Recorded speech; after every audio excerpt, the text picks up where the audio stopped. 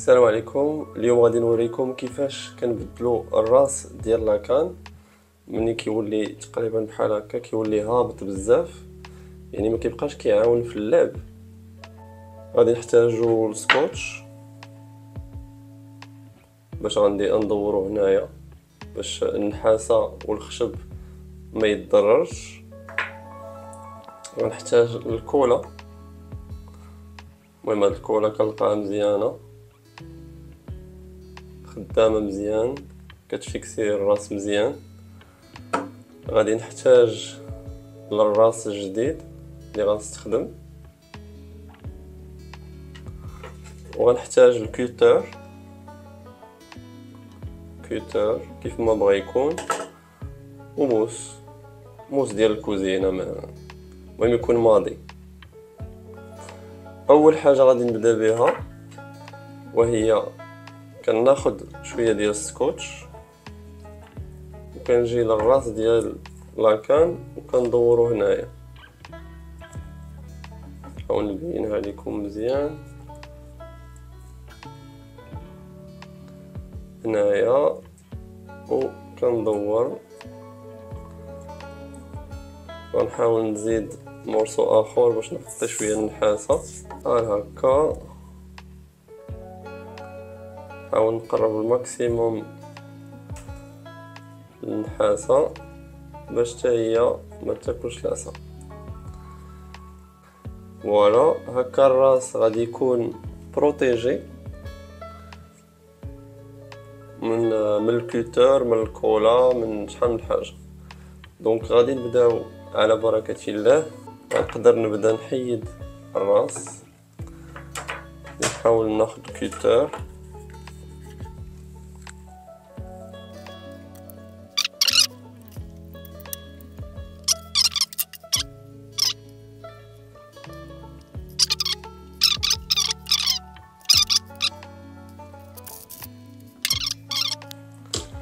كنحاول نفيني شويه بالكاغيط الحرش غير بشويه باش ما نضرش النحاسه، يمشي غير داك شويه ديال الكولا سبيسيال اللي كانت باقا من اخر مره، وكيبقى معايا هنا غير الخشب بحال هاد الطريقه هادي. واللي كيعجبني ندير انايا هو ندير واحد تقيبه صغيره الوسط باش الكولا تشد مزيان. دابا غيبقى لنا هذا الراس الجديد، كيفاش غادي نقدر نوجدو باش يلصق مزيان في العصيه. اذا كنشد كاغيط الحرش وكنحاول هاد لابارتي هادي اللي كتكون لتحت اللي غتشد فيها الكولا، كنحاول نحكها مزيان مع الكاغيط الحرش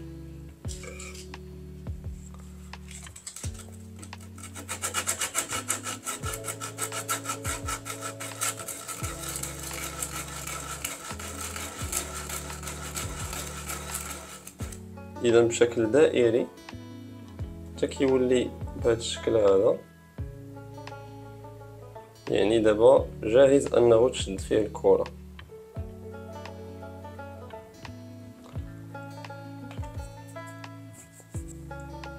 العصيه واجده والراس واجد. شنو بقات لينا نديرو الكرة اللي وريتكم في الاول هي هذه. كنستعمل هذه ديال الماء، كنستعملش ديال الجل حيتاش خدمت بديال الجل ما ناسبتنيش، كنضرب بها الكل هو اللي كيطير الراس. اذا كنفضل هذه 100 مره على ديال الجل. دونك غادي نحاول نابليكي دابا شويه ديال الكولا على الراس، يعني على لاكان هنايا فين وجدناه، هاد لا سيرفاس هادي اللي كتشوفوا قدامكم، باش نقدر نحط فوق منها الراس. اذا نحاول ندير هاد العمليه قدامكم.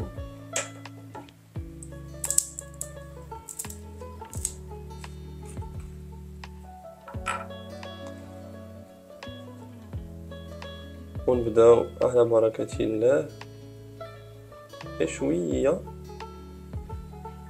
وندير بحال هكا باش يمشي في الراس كامل. وهنا غنحاول ندير نقيطه صغيره اللي دغيا كتعمر الراس. دونك غادي نحاول نابليكي هنايا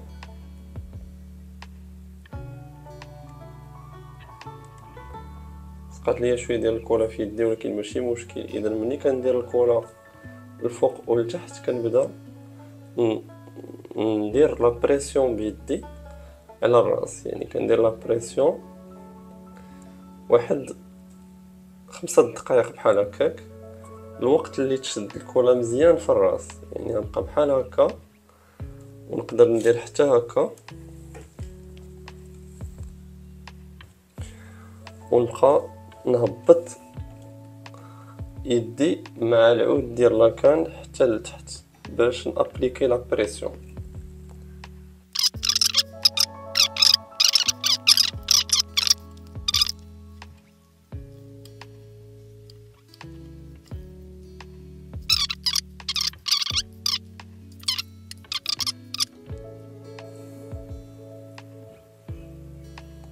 اذا بالكوتر غادي نبدا نطراسي الجناب ديال الراس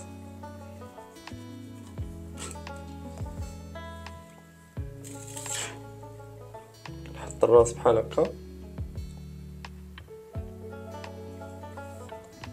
بحال هاد الشكل هذا، وكنبدا نحيد الجناب شويه بشويه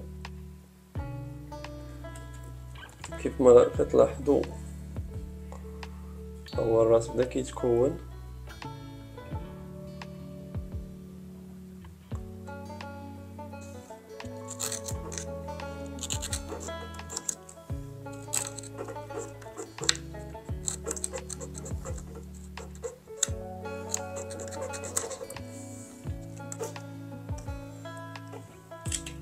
حتى كيولي على هذا الشكل هذا. من بعد كنحاول نشد الكاريط الحرش وكنحطو بحال هذا الشكل هذا، نطلق بحال هذا الشكل هذا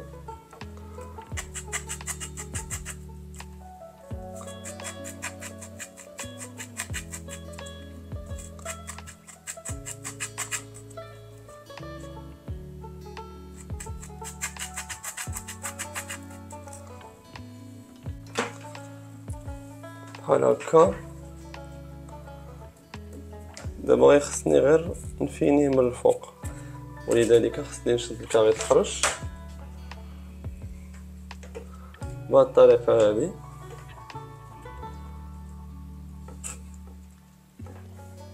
بحال هكا وغادي نبدا حركه من الفوق للتحت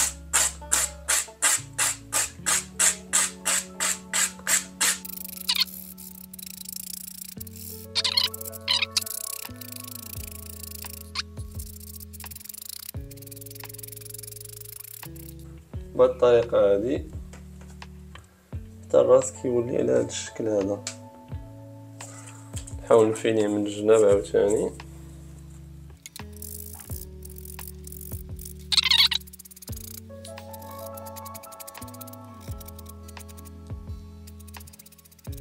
وبهذا الشكل هذا كيولي الراس ديال لاكان مزيان. غنحيدو دابا السكوتش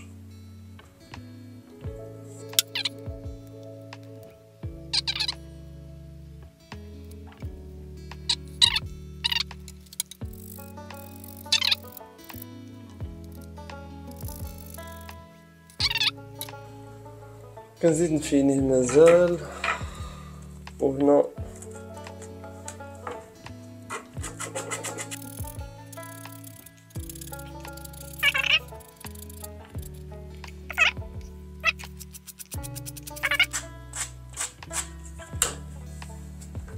وإلا عندكم شويه ديال الجيكس تقدروا تزيدوا حتى هو هنا في النحاسه.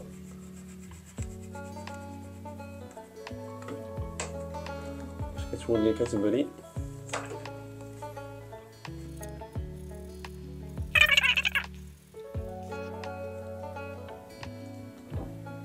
تولي الراس مزيان. هنا الا كنتو قصتو شويه الخشبه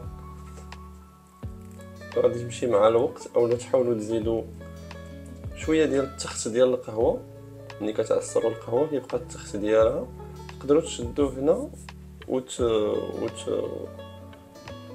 وتقيسوا هاد البلاصه هادي بالتخت ديال القهوه، غادي يرجع اللون كيف ما كان، غادي يرجع اللون بحال هكا. غادي ندير دابا الكري.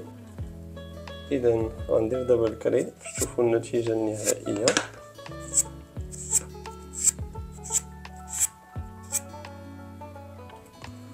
فوالا، وبهذا الشكل كان كتولي بحال جديده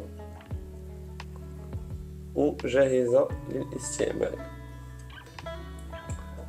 شكرا والى اللقاء.